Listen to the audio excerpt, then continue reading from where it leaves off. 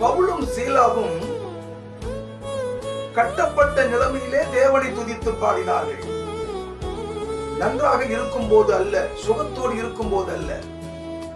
உட்காவல் அறையிலே அவர்களை அடைத்து வைத்து அநேக அடிகள் அவர்களை அடித்து கொடுமைப்படுத்திய நிலைமையிலும் கூட அவர்கள் தேவனை துதித்து பாடினார்கள். தேவன் தம்முடைய வல்லமையை அனுப்பினார். சிறைச்சாலையின் அஸ்திபாரங்கள் அசைந்தது, கதவுகள் திறந்தது, கட்டுகள் அறுந்தது, கட்டப்பட்டவர்கள் விடுதலை அடைந்தார்கள். இன்றைக்கு நீயும் கூட கட்டப்பட்ட நிலைமை கூட இருக்கிறாயா? கர்த்தருடைய பிள்ளையே, நீ தேவனை துதித்து பாட கற்றுக்கொள். தேவனோடு உறவாட கற்றுக்கொள். தேவனோடு அனுதினமும் ஜீவிக்க கற்றுக்கொள்.